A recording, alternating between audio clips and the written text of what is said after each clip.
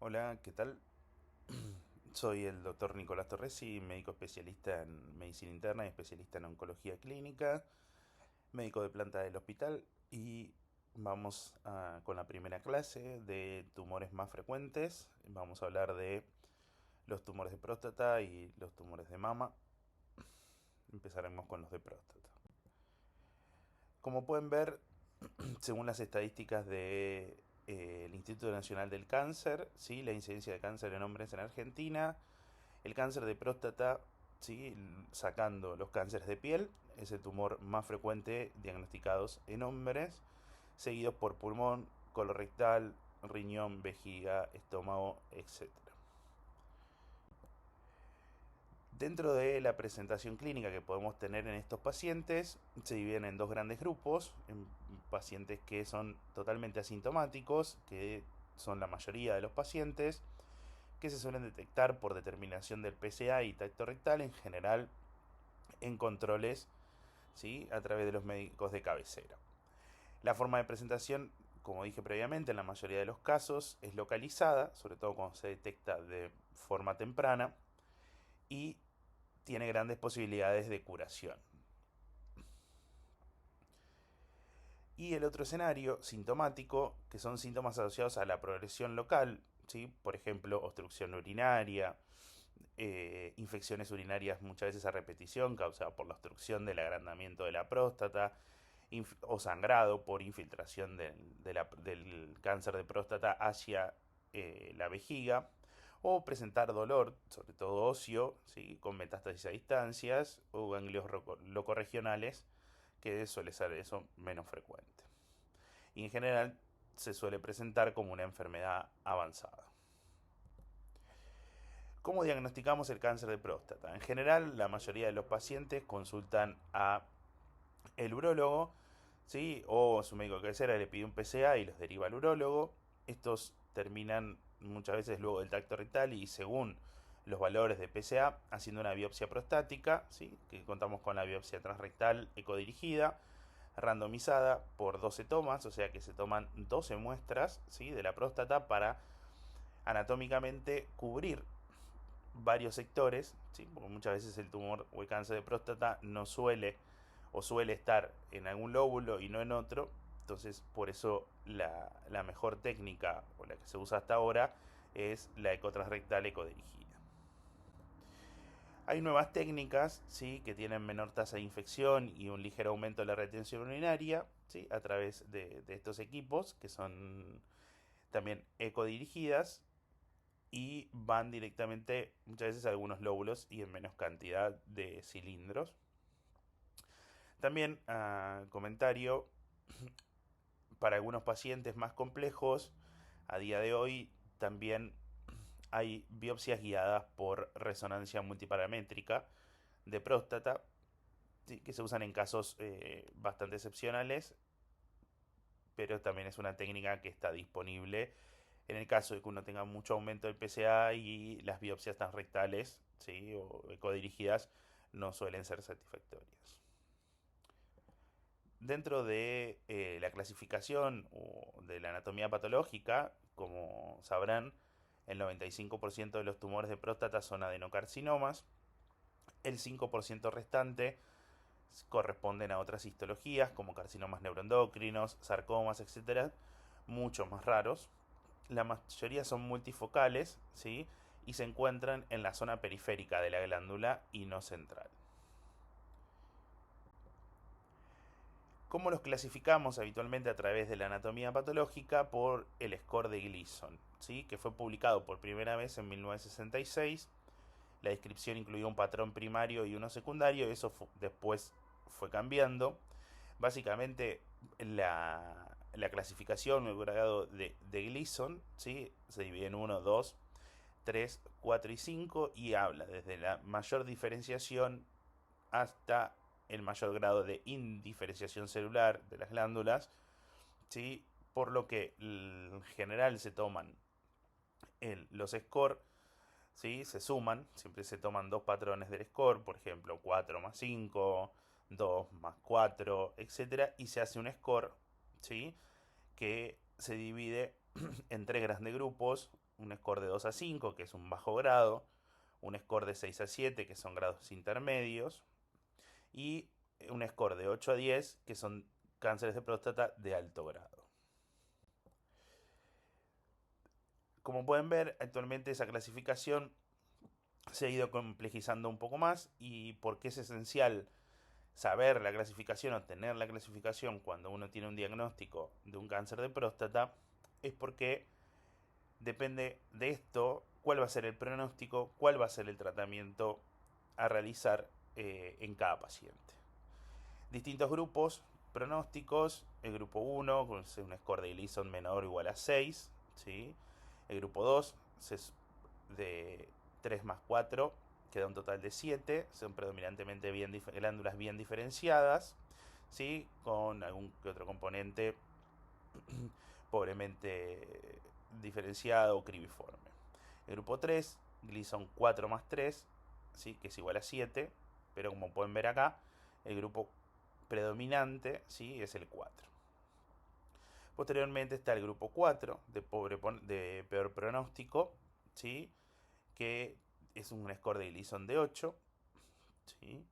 Y por último el grupo 5, de muy mal pronóstico, que suman entre 9 a 10. Entonces, como dije previamente, es importante establecer el grupo de riesgo de estos pacientes, porque esto nos va a diferenciar muchas veces qué tratamiento tenemos que realizar en cada uno, cuánto tiempo.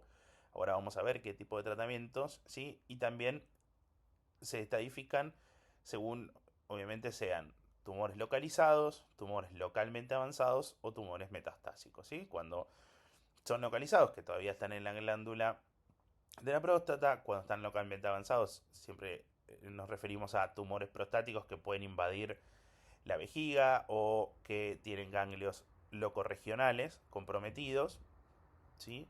Entonces, para establecer los grupos de riesgo, uno vamos a tomar la información que nos da la anatomía patológica a través del Gleason. El valor de PSA también forma parte de esta estadificación, ¿sí? Y el tacto rectal. Como pueden ver en esta diapositiva, ¿sí? Los grupos de riesgo se dividen a día de hoy en muy bajo riesgo, intermedio favorable e intermedio desfavorable, alto riesgo y muy alto riesgo. Eso va a depender, como dijimos previamente, de la estadificación del famoso TNM, del score de Gleason, del valor del PSA, ¿sí? De la cantidad de fragmentos en esa biopsia de 12 core que realizábamos para hacer el diagnóstico, cuántas tienen comprometidas e incluso cuál es el porcentaje de ese cilindro, ¿sí? Que está comprometido, y el valor de la densidad del PSA. Todos esos parámetros que tomamos en general los volcamos en esta tabla y establecemos de esta manera cuál es el grupo pronóstico de cada paciente, ¿sí? No vamos a ir leyendo cada uno, pues lo pueden ver ustedes tranquilos, pero básicamente esta es la tabla que usamos para establecer el riesgo de estos pacientes y después poder establecer el tratamiento. ¿Cómo los vamos a estadificar? ¿Sí? Básicamente con, importante, un centellograma óseo, ¿sí? Que puede mostrar, sobre todo por la avidez que tiene el cáncer de próstata en frecuencia en tener metástasis óseas, con una tomografía. Recuerden siempre pedir tórax, abdomen y pelvis, ¿sí? Si bien esta tomografía tiene compromiso hepático, es algo poco frecuente en general en el cáncer de próstata, sí, pero incluso se pueden ver las lesiones osteoblásticas, ¿sí? Que terminan comprometiendo el hueso o los huesos en la tomografía también. Hay nuevas técnicas de estadificación que suelen ser mucho más específicas, que es el PET, ¿sí? Pero no el PET clásico con FDG, sino que hay otros marcadores como el PET-PSMA, que es una tomografía, ¿sí? Con un radioisótopo marcado que solo se pega, digamos, ese radioisótopo a las células que secretan PSA. Por ende, es una tomografía bastante específica, ¿sí? No tiene indicación para todos los pacientes, sino que se usa en pacientes seleccionados, en donde uno quiere buscar a veces lesiones que son muy difíciles de ver con una tomografía, con un centellograma óseo o con una resonancia magnética. Pasamos al tratamiento. El tratamiento, los factores que vamos a considerar son, como dije previamente, el estadio de la enfermedad, qué grupo de riesgo está este paciente, cuáles son sus comorbilidades, ¿sí? De entre ellos vamos a contar la edad, los antecedentes personales, el estado general del paciente, ¿sí? Cuál es el acceso, ¿sí? Si tiene prepaga, si tiene alguna cobertura, si no tiene alguna cobertura. Son datos importantes que a la hora de evaluar un paciente tenemos que tener en cuenta a la hora de decidir qué tratamiento vamos a realizar. Y también, como vamos a ver posteriormente, son tratamientos en general basados en el bloqueo hormonal como eje principal en el cáncer de próstata, que muchas veces, dependiendo la edad de los pacientes y si quieren o no preservar la libido o demás, a eso se refiere las preferencias del paciente, ¿sí? Entonces, avanzamos con lo que es enfermedad localizada. La enfermedad localizada tiene tres opciones de tratamiento, estableciendo, como dije previamente, el riesgo, ¿sí? Si uno tiene un cáncer de próstata localizado, uno puede ofrecerle una prostatectomía radical, ¿sí? Esto básicamente es del área bien urológica. Las ventajas y las desventajas las vamos a ver después. Uno puede ofrecerle radioterapia, ¿sí? Con bloqueo hormonal subsecuente, dependiendo del riesgo. O realizar algo que se llama vigilancia activa. Su grupo particularmente son pacientes que pueden ser no necesariamente añosos, pero que tienen un score de Gleason muy bajo, con un PSA menor a 10, como vimos en el grupo previo de muy bajo riesgo. Se puede plantear la posibilidad de hacer vigilancia activa, que esto incluye seguimiento con laboratorio con PSA y con una biopsia prostática una vez por año. Y contacto rectal también previo, posterior a haber realizado el tacto rectal para ver si cambia o no cambia el tamaño del tumor prostático a través del tacto. Dentro de las opciones, como dijimos previamente, tenemos la cirugía. ¿Sí? La cirugía es un tratamiento con el criterio curativo. Hay tres técnicas posibles: abierta, laparoscópica y robótica. ¿Sí? Y el principal problema que tiene la cirugía es la disfunción sexual y la incontinencia urinaria, que son los efectos más adversos, ¿sí? A controlar durante el periodo posoperatorio. Incluso tienen alta incidencia de disfunción sexual e incontinencia urinaria post-cirugía. Si bien no hay diferencia entre la cirugía laparoscópica o robótica, lo que se busca hacer cada vez es tener menor tasa de complicaciones, ¿sí? Para los pacientes, porque estos pacientes muchas veces son pacientes de 60 años, 65 años, que siguen teniendo o quieren seguir teniendo una vida sexual activa, ¿sí? Y vivir con incontinencia urinaria a los 60 años no es algo muy cómodo en general para los pacientes. Entonces, a medida que se fue avanzando con el tiempo, desde la abierta a la laparoscópica y desde la laparoscópica a la robótica, básicamente fue tratar de ir disminuyendo la tasa de complicaciones sobre todas estas dos, ¿sí? A largo plazo.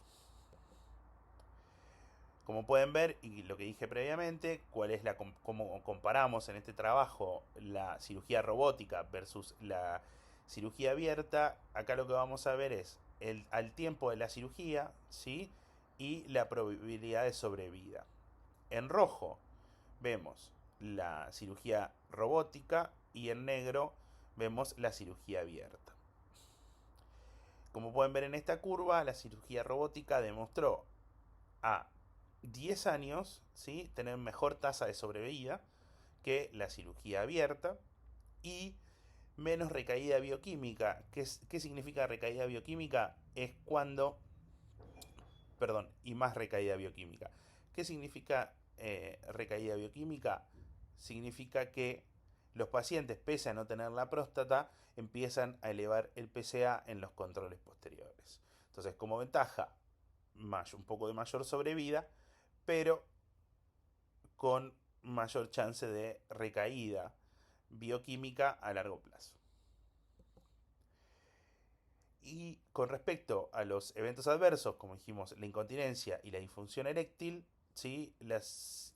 Ambas al final terminan siendo bastante parecidas, aunque los primeros, al primer tiempo, digamos, la cirugía abierta tiene mayor probabilidad de que los pacientes tengan incontinencia urinaria y disfunción sexual, como se puede ver en estos gráficos. Pasando ahora a la enfermedad localizada, ¿sí? Otra opción de tratamiento, como dijimos, es la radioterapia, que acá es donde entramos tal vez más los oncólogos clínicos a la hora de definir, si bien obviamente el tratamiento lo termina haciendo el radioterapeuta, muchas veces las discusiones con los pacientes, que siempre es ideal, es algo que tienen que llevarse, es a través de los comités multidisciplinarios, y la decisión final, muchas veces una vez que uno explica cuáles son los pros y los contras de cada una de las técnicas, de la cirugía, de la radioterapia, ¿sí? Siempre el que termina teniendo la decisión final, en este caso va a ser el paciente. La radioterapia externa se puede dividir en tres: la 3D, que casi no se usa más. Estas dos técnicas son dos técnicas que se llaman IMRT o IGRT. La IMRT, ¿sí? Es radioterapia conformada por imágenes, y, perdón, la IGRT es también una radioterapia confirmada por imágenes. Ambas, la diferencia es que en la IGRT, cada vez que el paciente entra al equipo de radioterapia, se hace una tomografía de baja densidad, se ve donde está bien ubicada la próstata, y se hace la radioterapia bien en el lugar del sector donde tiene que irradiarse, ¿sí? Y posteriormente está la braquiterapia. Como pueden ver, la IMRT, ¿sí? La radioterapia de intensidad modulada, tiene mejor conformación del campo de radioterapia y menor toxicidad. A día de hoy, en los países que tienen acceso a esta técnica, es el gold estándar. La IGRT, como dije previamente, es una radioterapia guiada por imágenes, ¿sí? Generando menor toxicidad, pero es mucho más costosa, pero no cambia el resultado final del control local, digamos, de la enfermedad. Cuando uno compara IGRT versus IMRT, que son básicamente dos radioterapias con eh, iguales, ¿sí? Pero ninguna de las dos demostró a largo plazo ser mejor que la otra. Siguiendo con la radioterapia, tenemos la braquiterapia, que básicamente se implantan semillas en la próstata, ¿sí? Que emiten radiación. Esto puede combinarse también con radioterapia externa, si bien es un tratamiento menos utilizado en general que la radioterapia externa, ¿sí? Porque, bueno, requiere de cirugía, implantar todos los pellets, digamos, de radioactivos y demás. Pero también es una opción a la hora de utilizar para los pacientes. Y vamos a la gran discusión que tenemos en general los oncólogos con los cirujanos, ¿sí?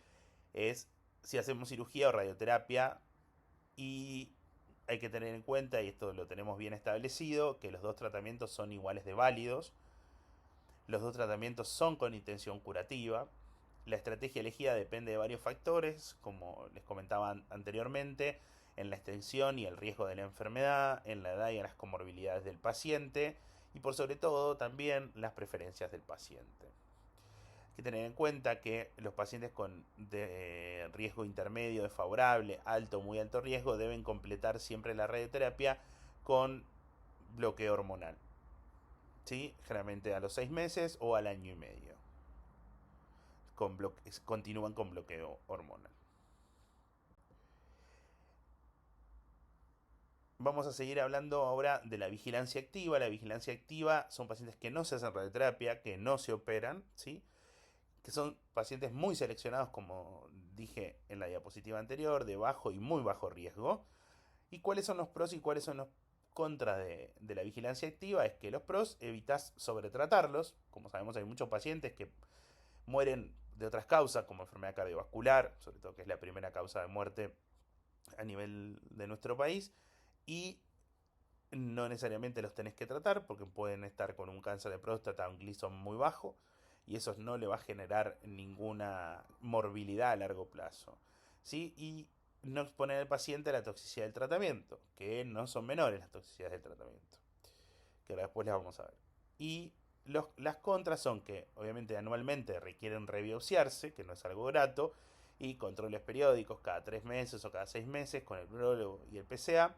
¿Sí? Y todo esto también genera un estrés para el paciente, decirle a un paciente que tiene cáncer de próstata, pero que no le vamos a hacer tratamiento. ¿Sí? Hay que educar muy bien a los pacientes, que hagan el control y que explicarles muy bien que tal vez de esto no se van a morir.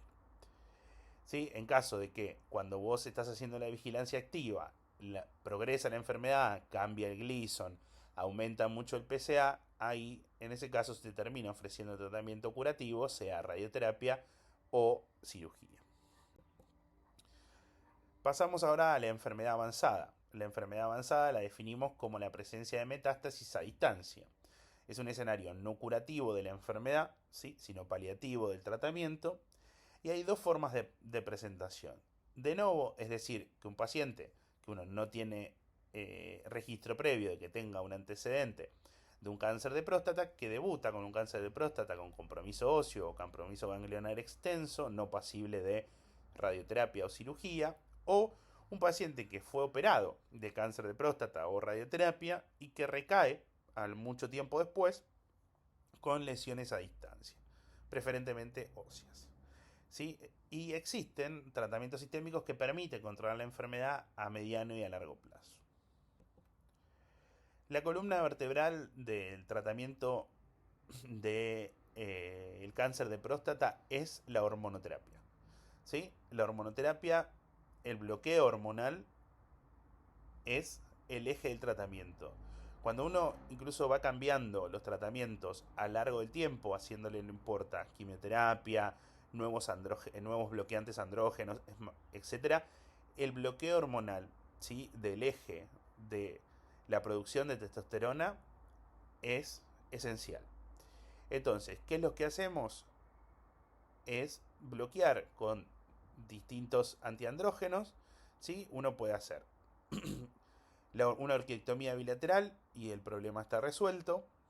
El paciente va a quedar bloqueado, ¿sí? Hormonalmente para el resto de su vida. Uno puede utilizar antiandrógenos, ¿sí? Que bloquean la producción de testosterona. Pero muchas veces lo que termina pasando es que, como sabemos, si bien uno hace una orquiectomía bilateral, a veces hay una pequeña producción de andrógenos a nivel adrenal que también uno puede, con los nuevos antiandrógenos, bloquear esa producción.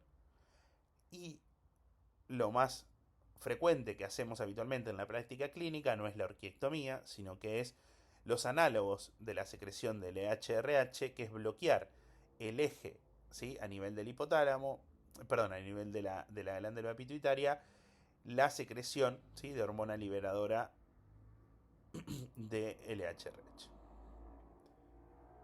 El objetivo para todos los pacientes es tener la testosterona en valores de castración, o sea, menos de 50 nanogramos de cilitro. Muchas veces eso varía también de acuerdo a los distintos laboratorios.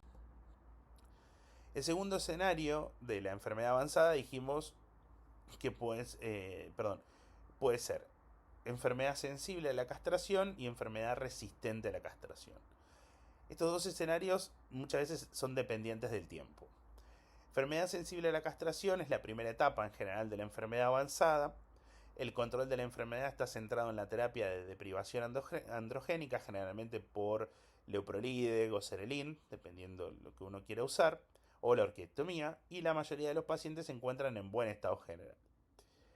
El segundo escenario es la enfermedad resistente a la castración, que son pacientes cuya enfermedad ha progresado a la terapia de deprivación androgénica.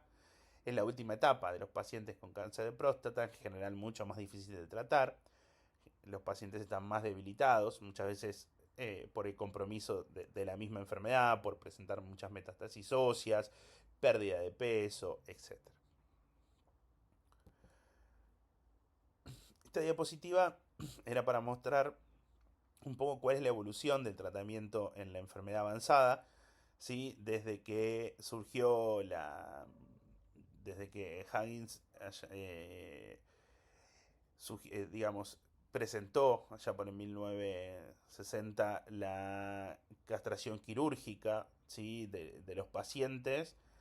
¿Cuántos años pasaron hasta que empezaron a aparecer ya para principios de los 90, fines de los 80, el goserelin, el leuprolide, la flutamida, la bicalutamida, que son bloqueantes de la secreción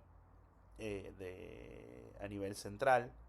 ¿Sí? Posteriormente se desarrollaron, obviamente se empezó a usar ya por el 2000 el docetaxel, que es una quimioterapia para el cáncer de próstata. Posteriormente se desarrollaron estas dos, sobre todo la enzalutamida y la viraterona, prácticamente hoy también pilar en el tratamiento de la primera línea en los pacientes con cáncer de próstata avanzados, inclusive de alto riesgo. El de Garelix, otro bloqueante a nivel central. Posteriormente se desarrollaron otras nuevas drogas, como la darolutamida, la apalutamida, todos inhibidores androgénicos. Posteriormente hubo una aprobación de inmunoterapia en este escenario para los pacientes que presentaban ciertas características moleculares. Después se desarrolló la terapia con lutecio, PSMA, ¿sí? Que se hace a través de radiofármacos que se le inyectan al paciente, y estos van directamente, sobre todo a los pacientes que tienen enfermedad ósea. Y con el devenir del tiempo también se fueron estudiando molecularmente los cánceres de próstata y viendo que había un porcentaje no muy grande, pero que así estaban, que presentaban muchas veces lo que seguramente conocen como mutación de BRCA, o tener algo llamado HRD, que predispone a que esto que llamó la parib, rucaparib, ¿sí? pueda administrarse como un inhibidor sintético de la reparación del ADN. En el consultorio, ¿qué es lo que hacemos habitualmente para seleccionar el tratamiento?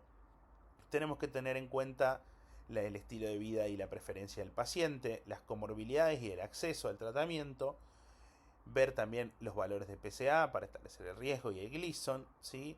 Saber dónde estamos parados, si es un paciente metastásico de nuevo o con metástasis metacrónicas, y también lo que muchas veces evaluamos es el volumen de enfermedad.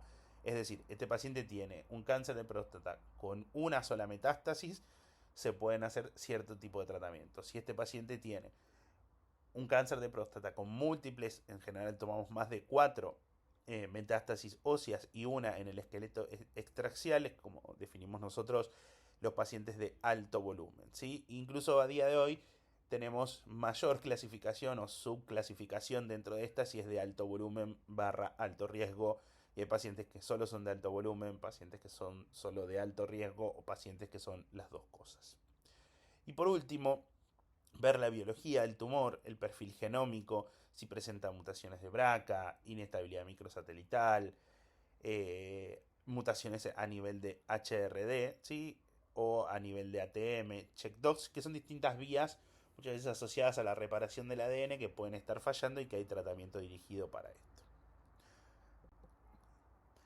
Para ir finalizando, antes de pasar a mama, ¿sí? Recuerden que es el tumor más frecuente en hombres, la enfermedad localizada tiene altas posibilidades de curación, la cirugía y la radioterapia son la base del tratamiento de la enfermedad localizada, la vigilancia activa puede ser una opción para pacientes muy seleccionados, la terapia de deprivación androgénica con el bloqueo hormonal es la columna vertebral del tratamiento de la enfermedad avanzada, y es fundamental el enfoque multidisciplinario para el tratamiento de estos pacientes.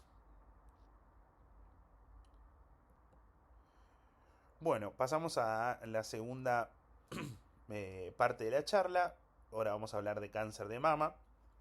¿Sí? El cáncer de mama es la neoplasia maligna más frecuente en las mujeres de todo el mundo, ¿sí? Y es un tumor que es curable.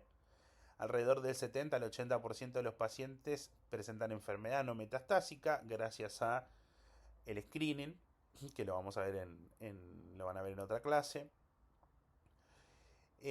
Como pueden ver, ¿sí? El número de nuevos casos estimados para el 2020 son los datos más recientes que tenemos de Globocan.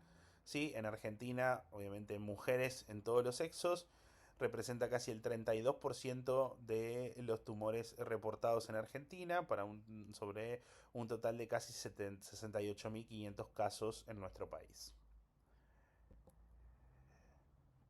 Para repasar un poco la anatomía de la mama femenina, ¿sí? Recuerden que tiene un drenaje linfático, ¿sí? Desde la mama hacia la axila y hacia ganglios supraclaviculares, y también, que si bien no está en este dibujo, tiene ganglios retroesternales, ¿sí? Que drenan en general la mama, los cuadrantes internos de la mama. ¿Sí? Está dividido en tejido graso, los lóbulos, ¿sí? Los conductos, ¿sí? La areola y el pezón, que es un componente importante muchas veces para el cáncer de mama, y los lobulillos, que también esta diferenciación, digamos, de cómo está compuesta la mama va a depender también de la forma en que los clasificamos posteriormente. ¿Sí? Como pueden ver acá, ¿sí? Hay distintos tipos de cáncer de mama. Groseramente hablando, tenemos los carcinomas ductales, ¿sí? Que pertenecen a los conductos o ductos, ¿sí? De las glándulas mamarias, de los lobulillos o lóbulos, ¿sí? Estos se pueden clasificar en in situ o invasivo. ¿Cómo clasificamos un in situ o un invasivo? Básicamente con la anatomía patológica, pero para que ustedes entiendan es, si este es el conducto normal, ¿sí? Cuando uno tiene una anomalía a nivel celular dentro del conducto, pero que no atraviesa la membrana basal de este conducto, son tumores in situ. Si el tumor atraviesa la membrana basal del conductillo, en ese caso los tomamos como invasivos. El mismo concepto para carcinoma lobulillar. Cuando uno en el carcinoma lobulillar, ¿sí? Puede tener un carcinoma lobulillar in situ o invasivo, va a depender de si éste atraviesa o no la membrana basal del lobulillo. Otros tipos de cánceres de mama, tenemos el carcinoma inflamatorio de la mama, como pueden ver, una mama toda con piel, que nosotros o siempre la describimos como piel de naranja, ¿sí? Y otra enfermedad también poco frecuente, pero que puede aparecer en la clínica, es la enfermedad de Paget del pezón, ¿sí? Que pueden ver como este componente inflamatorio, ¿sí? Que así se describe la enfermedad de Paget, en el componente areola-pezón. ¿Cuáles son los factores de riesgo para tener cáncer de mama? En general es importante ver la historia familiar, la nuliparidad, la edad avanzada, el consumo de alcohol, la obesidad, el sedentarismo, el tener una menarca temprana, realizar terapia hormonal de reemplazo, si bien ya con los años eso ha ido cambiando y la información ha sido mucho mayor para las mujeres, sobre todo en la etapa de la menopausia, hay algunos médicos y algunos pacientes que todavía deciden hacerse estos terapias hormonales de reemplazo y aumentan su chance de tener cáncer de mama. Los anticonceptivos orales, hay algunos datos que podrían aumentar también, son un factor de riesgo en el cáncer de mama. La etnia, ¿sí? La radioterapia dirigida a la mama, ¿sí?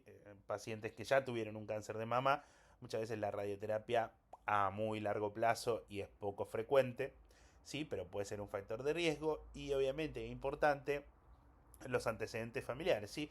Si uno tiene una tía que tuvo un cáncer de mama, una hermana que tuvo un cáncer de mama, bueno, ahí es donde va a venir la siguiente diapositiva, que vamos a hablar un poco de cuáles son los síndromes genéticos ¿sí? O la parte genética asociada al cáncer de mama, que no es la mayoría de los cánceres de mama, ¿sí? La mayoría de los cánceres de mama, como decimos, son esporádicos y no tienen una relación o un peso, digamos, genético, ¿sí? O hereditario. ¿Sí? Esto ya es un poco más área de los que hacen genética o ginecología hereditaria, ¿sí? Como pueden ver, cuáles serían los genes asociados a tener predisposición familiar o hereditaria del cáncer de mama, ¿sí? Básicamente, y muy conocidos por todos, el BRCA1 y el BRCA2, que no solamente se asocia a mayor probabilidad de tener un cáncer de mama, sino también de ovario. Mutaciones a nivel del TP53 son clásicas en la mayoría de los tumores, pero muchas veces pueden estar asociados al síndrome de Li-Fraumeni. Alteración de las vías de PTEN, ¿sí? Alteración del ACDH1, ¿sí? Del STK11, ¿sí? Como un Pew Shares, o que presenten genes de la reparación, de alteración en los genes de la reparación del ADN y estar asociados a síndrome de Lynch, que son cánceres de colon hereditarios no polipósicos. Pero básicamente, hablando de cáncer de mama, estos dos, ¿sí? Son los que están más asociados al cáncer de mama y al cáncer de ovario, entre otros. Entonces, pasando a, para que les sirva a ustedes el tema de la práctica, normalmente, si bien es un escenario más de el ginecólogo, ¿sí? Es importante, si muchos van a hacer clínica médica y tienen pacientes, es importante saber qué es lo que tienen que ir pidiendo, sobre todo porque hay que ganar tiempo muchas veces, porque los estudios se demoran. Y los pacientes también se demoran, las pacientes también se demoran muchas veces en consulta. El diagnóstico clásico: mamografía con prolongación axilar y ecografía mamaria bilateral con prolongación axilar. ¿Sí? Primero, lo más importante en el consultorio, uno que tiene que hacer es la revisión, ¿sí? De las mamas de la paciente, preguntarle por sus antecedentes, evaluar previamente los factores de riesgo y demás. Como sabrán, existen distintas categorías de la probabilidad de malignidad en esta conjunción entre la mamografía y posteriormente la asociación con la ecografía mamaria, que es la clasificación de Virrat. ¿Sí? La clasificación de Virrat lo que te dice es cómo continuar con el control, ¿sí? Si es 0 es poco concluyente, 1 es negativo, 2 es benigno, 3 probablemente benigno. Después está la categoría 4, que es sospechoso de malignidad. Hoy por hoy se divide en 4A, 4B y 4C. Básicamente es una cuestión de estadística y de probabilidad, pero es importante conocerla. Otro escenario u otra de las técnicas, digamos, que se pueden utilizar, muchas veces ya esto es más pedido por los ginecólogos a la hora de evaluar la resecabilidad o no del tumor, es la resonancia mamaria, ¿sí? La resonancia mamaria tiene ciertas indicaciones principales, no se les pide a todo el mundo, ¿sí? Es, primero, para evaluar un secundarismo axilar de un cáncer de mama sin lesiones, ¿sí? Evidentes, de un cáncer de mama oculto, se llama, ¿sí? Es decir, una paciente que consulta con un ganglio axilar, uno va, lo punza, ese ganglio axilar viene con un diagnóstico anatomopatológico de cáncer de mama, con receptores hormonales, no importa. Entonces uno le hace una ecografía, le hace una mamografía y no encuentra de dónde viene ese tumor. Entonces puede utilizar una resonancia mamaria y esa sería la indicación en este caso. En mujeres de alto riesgo, de screening, ¿qué son las mujeres de alto riesgo? Pacientes que muchas veces hayan tenido un cáncer de mama o que tengan BRCA1 o BRCA2 en su familia, ¿sí? Algún síndrome hereditario que haga que uno tenga que estar mucho más encima, porque la probabilidad de tener un cáncer de mama en estas pacientes es mucho más alta. También evaluar la respuesta a la neoadjuvancia, ¿sí? La neoadjuvancia es el tratamiento que uno hace previo a la cirugía, ¿sí? Para buscar que el tumor muchas veces se achique, que desaparezcan los ganglios axilares y posteriormente ir a la cirugía. Y muchas pacientes que tienen implantes de silicona, ¿sí? Como siempre a veces puede pasar de que por las técnicas clásicas como la mamografía y la ecografía no se vea de una manera adecuada, terminan pidiendo resonancias mamarias para el control de estas pacientes.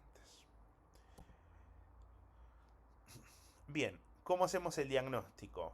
El diagnóstico lo podemos hacer de varias formas, ¿sí? Obviamente que es importante tener una biopsia para estudiar la anatomía patológica, ¿sí? Puede ser con una punción aspiración por aguja fina, ¿sí? Entonces, más que nada, una muestra citológica escasa y con información limitada. En general, hoy por hoy, por toda la información que uno a veces tiene que terminar sacando de la anatomía patológica, es algo que se está quedando, o ya se está haciendo mucho menos, por suerte. Tal vez las dos más clásicas son una biopsia con aguja gruesa, ¿sí? Que muestra cilindros finos de tejido mamario, que te da mucho más material para poder analizar, o la biopsia asistida por vacío o el famoso mamotón, ¿sí? Que obtiene cilindros gruesos de tejido con mayor cantidad disponible para el estudio. Y por último, aunque acá dice que es el gol estándar, ¿sí? La tumorectomía quirúrgica, ¿sí? Se puede acompañar de biopsias ganglionares. Esto en general no se usa actualmente, ¿sí? En general se usan guiadas por ecografía. Si el nódulo es palpable, directamente se hace una biopsia con aguja gruesa, ¿sí? Si el nódulo es más profundo o difícil de palpar o muy difuso, en general uno lo que termina usando es el mamotone, pero biopsias abiertas ya no se usan. Bien, hacemos todo lo previo para poder estadificar el cáncer de mama. No se preocupen que no vamos a leer todo esto, simplemente para que lo tengan y sepan de la complejidad que se maneja, que no es todo lo mismo, ¿sí? Entonces, dependiendo del tamaño del tumor, dependiendo la cantidad de ganglios que tengas afectados y si tiene compromiso o no a distancia, ¿sí? A través de esto, que es la estadificación, uno va a elegir, ¿sí? O por lo menos va a poder encontrar un camino de qué es lo que debe hacer posteriormente, no solamente la estadificación, sino también, como vamos a ver un poco más adelante, es si expresan receptores hormonales, si expresan el ER2, el valor del Ki, y vamos a hablar un poquito de también las nuevas clasificaciones que uno utiliza hoy en día para el tratamiento de cáncer de mama. Dentro de la clasificación, como les dije, uno no puede con el TNM estadificar, digamos, y decir, es un tumor localizado, ¿sí? Que está dentro de la mama, ¿sí? O es un tumor localmente avanzado, ¿sí? Que tiene compromiso, tal vez compromete más cuadrantes, ¿sí? O puede afectar la piel, o tiene ganglios axilares, ¿sí? Regionales, o ya hablamos de cuando el tumor hace una metástasis, ¿sí? Un compromiso a distancia, ¿sí? Hablamos de enfermedad metastásica. Como les dije previamente, hoy la clasificación y la subclasificación es la sumatoria de distintas cosas para nosotros poder establecer los tratamientos y los mejores tratamientos para los pacientes, que tenemos un subtipo molecular que vamos a denominar luminal A, luminal B, ER2 enriquecido o basal-like, que esto tiene un subrogado que no se correlaciona 100%, pero es lo que podemos utilizar con mejor dicho, con la información disponible a día de hoy, sí, que son los receptores androgénicos, el ER2, el valor del Ki, los receptores de progesterona y la plataforma molecular de bajo riesgo, si está disponible. Esto es algo que no contamos, se puede hacer en Argentina obviamente, pero que no contás para poder hacer con todos los pacientes. Entonces vos lo vas a clasificar en luminal A, luminal B, ER2 en negativo, luminal B, ER2 positivo, ER2 positivo no luminal, ¿sí? Y triple negativo, ¿sí? Que básicamente la clasificación a que cada uno corresponde son estas características que tenemos de este lado del cuadro. Ahora, entonces, para hablar un poco del tratamiento. Dentro del tratamiento tenemos múltiples terapias, entre ellas la cirugía, que puede ser cuadrantectomía, o sea, resecar un solo cuadrante del tumor, realizar una mastectomía, que esta puede ser unilateral o bilateral, dependiendo de si la paciente tiene alto riesgo de cáncer de mama, incluso eso muchas veces se discute con la paciente, igual eso son casos muy seleccionados. ¿En qué caso vamos a hacer una mastectomía? En pacientes que tienen en tumores muy grandes, ¿sí? Que comprometen más de un cuadrante a nivel mamario o que tienen compromiso de extenso de la piel o de la parrilla costal. Siempre esto va a ir acompañado de un vaciamiento axilar o realizar un ganglio centinela, ¿sí? Posteriormente, más ya en nuestra área de la oncología clínica, la quimioterapia. Uno utiliza distintos agentes antiquimioterápicos como la doxorubicina, la ciclofosfamida, el paclitaxel, el docetaxel y el carboplatino. Hay también, o se han desarrollado en el último tiempo, tratamientos dirigidos como los inhibidores de ciclinas, de CDK4/6, o el alpelisib, que es un inhibidor de PI3K. Y también fundamental y pilar que se descubrió desde hace más de 70 años, la hormonoterapia, sobre todo el uso del tamoxifeno, el fulvestrant, el exemestane, el anastrozol y el letrozol. Si bien todos son bloqueantes hormonales, cada uno tiene distintas variables en su desarrollo y el ligando, digamos, que se van a unir tienen cierta particularidad, no son todos iguales. Entonces, dentro del tratamiento tenemos el tratamiento adyuvante, que el objetivo del tratamiento adyuvante es erradicar las micrometástasis. ¿Sí? Es administrado a pacientes en los que no existe evidencia de enfermedad tras un tratamiento local radical, es decir, cirugía o neoadyuvancia, posteriormente cirugía, ¿sí? Y lo que hay que evitar, o mejor dicho, se seleccionan generalmente según el riesgo de recaída. El tratamiento neoadyuvante, diría hoy, es el más estándar, ¿sí? Que el tratamiento adyuvante, que es reducir el tamaño tumoral para facilitar el posterior tratamiento locorregional, en general la cirugía, y también uno a través de esto, como un subrogante, puede valorar la sensibilidad del tumor al tratamiento administrado, y eso también ya tenemos datos de a día de hoy que de eso impacta en sobrevida a largo plazo.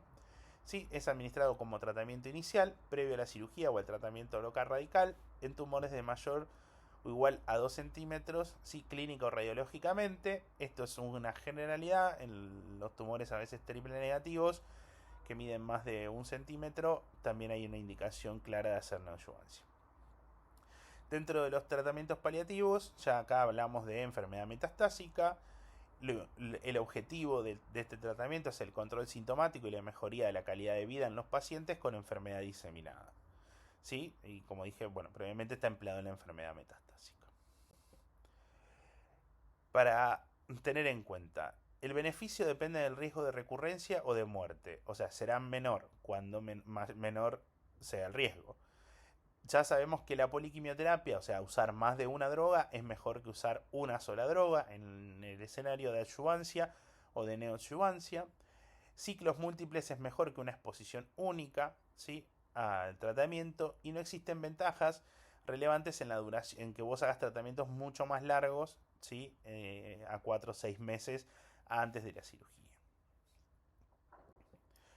¿Cuáles son los esquemas en general que utilizamos en el cáncer de mama? Son esquemas con antraciclinas, que son mejores que el CMF, ¿sí? El CMF es ciclofosfamida, metotrexato y 5-fluoruracilo. Los taxanos y las antraciclinas, ¿sí? De forma secuencial o en combinación, aumentan la sobrevida libre de enfermedad y la sobrevida global en mujeres con compromiso ganglionar y en pacientes con ganglios negativos pero que tienen factores histológicos de mal pronóstico. Cuando hablamos de esto, quizás C por 4 más Taxol, esto es adriamicina, ciclofosfamida por 4, es el esquema clásico, seguido de Taxol. A día de hoy usamos semanal, pero bueno, en este caso acá figura cada 21 días, ¿sí?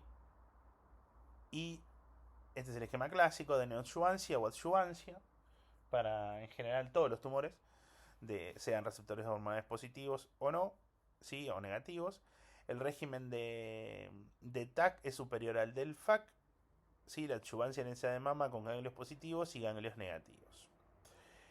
Este es con fluoracilo y este es con taxano, ¿sí? Y la quimioterapia más la hormonoterapia es mejor que la hormonoterapia o la quimioterapia solas en pacientes con receptores hormonales positivos. Hablando un poco del tamoxifeno, produce un beneficio en pacientes premenopáusicas con receptores hormonales positivos. ¿Sí? Las pacientes posmenopáusicas no es que no puedan tomar tamoxifeno, ¿sí? Pero existen mejores inhibidores que son los inhibidores de la aromatasa, ¿sí? Como el anastrozol, el letrozol o el aromacil es el exemestane, ¿sí? El uso de estos agentes es durante 5 años. Todos estos drogas a través de estudios, ensayos clínicos randomizados han demostrado disminuir las recaídas y la presentación de cáncer de mama contralateral y aumentaron la sobrevida libre de enfermedad respecto del tamoxifeno, ¿sí? En el mismo periodo de tiempo. Uno puede hacer muchas veces tamoxifeno de 2 o 3 años y posteriormente rotar a dexamestano 2 o 3 años más. Esto también redujo mayor las recaídas y el cáncer de mama lateral respecto al tamoxifeno de 5 años, sobre todo en mujeres posmenopáusicas que presentaron cáncer de mama operable hormonosensible. Otra estrategia, porque obviamente y hay que entender que el tamoxifeno y los inhibidores de aromatasa no están exentos de efectos adversos.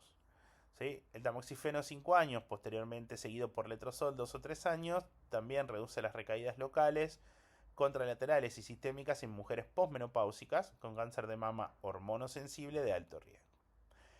Y esto hay que recordar que todas las mujeres posmenopáusicas con cáncer de mama operable que son hormonosensibles significa que tienen expresión hormonal. ¿Sí? Hay un cutoff, un corte de más del 10%, más, algunos hablan del 1, pero en general se toma más del 10% de expresión de receptores hormonales, sean de progesterona o sean de estrógenos, ¿sí? Deben recibir tratamiento adyuvante con inhibidores de aromatasa de tercera generación, ¿sí? Y en el caso de que, como siempre digamos, no esté disponible por acceso y demás, el tamoxifeno no deja de ser un buen inhibidor hormonal. Vamos a hablar, ya para ir terminando, en algunos casos muy particulares de lo que ha sido el avance, digamos, en el cáncer de mama. Antiguamente, cuando uno clasificaba los cánceres de mama, eran receptores hormonales positivos, receptores hormonales negativos y el famoso grupo ER2 positivo. Y el ER2 se asociaba al peor pronóstico incluso que el triple negativo en el cáncer de mama. Posteriormente de que se desarrollaron estas drogas, el trastuzumab y el pertuzumab, ¿sí? El escenario de estas pacientes cambió radicalmente. ¿Sí? Hay que recordar que un 20% de los cánceres de mama sobreexpresan la proteína de membrana ER2. Históricamente se ha asociado, como les dije, a mal pronóstico y más tasa de recaídas, pero desde el desarrollo de estos nuevos fármacos, eso ha cambiado. Como pueden ver, el ER2 es una familia de receptores, ¿sí? De tirosinquinasa que tienen un dominio intracelular asociado a estas proteínas de tirosinquinasa, que lo que hacen es, una vez que se dimerizan, ¿sí? Que pueden ser ER2 con ER2, ER2 con un EGFR, ER2 con ER3, ¿sí? Y ER4 con ER2, lo que hacen es activan una cascada de traducción hacia abajo, río abajo, digamos, y eso hace que las células proliferen, migren, produzcan invasión, ¿sí? Y también sobrevida. Como pueden ver acá, el trastuzumab o el pertuzumab son dos inhibidores de ER2, ¿sí? Que lo que hacen es que evitan la dimerización del mismo, ¿sí? Inhibiendo río abajo la señalización celular, por ende produciendo la muerte celular. Y eso ha cambiado, como vamos a ver ahora, en el tratamiento, incluso el paradigma de las pacientes con cáncer de mama receptores hormonales positivos. Este es un estudio clásico, bastante viejito, pero bueno, sigue siendo pivotal, ¿sí? Que es el estudio Cleopatra. Básicamente tomaron pacientes que tenían receptores ER2 positivos, ¿sí? Que eran localmente recurrentes, no resecables o metastásicos, ¿sí? Que habían realizado o no un tratamiento hormonal previo, ¿sí? Que podrían haber recibido tratamiento neoadyuvante, y los dividían en dos grandes grupos, hacer docetaxel y trastuzumab, ¿sí? O docetaxel, trastuzumab, pertuzumab. Como pueden ver, esto es una curva, ¿sí? De progresión libre de enfermedad que está dividida en meses y en la probabilidad, ¿sí? Básicamente la curva roja, ¿sí? Eran los que estaban asociados a trastu-pertu, o sea, un bloqueo dual del inhibidor de ER2 versus los que hacían docetaxel y trastuzumab solo. ¿Sí? Como pueden ver, hay un beneficio en la progresión, digamos, en la enfermedad libre de progresión, la sobrevida libre de progresión de 18, una mediana de 18 meses. ¿Sí? Es decir, que la mitad de las pacientes van a estar vivas a los 18 meses con este tratamiento. Ahora, cuando uno pasa a los resultados de Herceptin, que es el trastuzumab, y el Perjeta, que es el pertuzumab más el docetaxel, en la actualización, ¿sí? Como pueden ver, una mediana de seguimiento de 56 meses para un cáncer de mama metastásico, ¿sí? Eso ha cambiado totalmente el paradigma del tratamiento del cáncer de mama, ¿sí? Con lo que respecta a las nuevas drogas para el cáncer de mama, ¿sí? hay un desarrollo ya hace un tiempo largo de esto que se llama inhibidores de ciclina, ¿sí?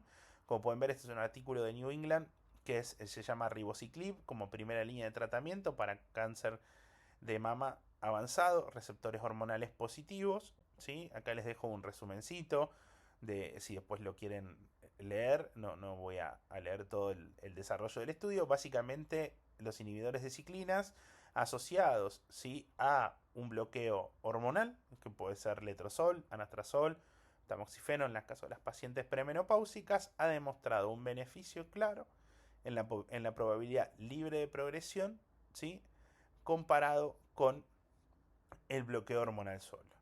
Ahora, tengan en cuenta que en pacientes que tienen cáncer de mama, receptores hormonales positivos, metastásicos, ¿sí?, estas pacientes a día de hoy pueden no recibir quimioterapia, lo cual no es menor para la calidad de vida de estas pacientes, que hay que recordar que los tratamientos en este caso no son con intención curativa, sino que son con intención paliativa. Teniendo en cuenta o hablando mejor dicho de la inmunoterapia, en el 2019 en San Antonio se presentó este estudio que es el Keynote 522. Nosotros los oncólogos hacemos muchos estudios randomizados y demás para ir probando distintos tratamientos, etcétera.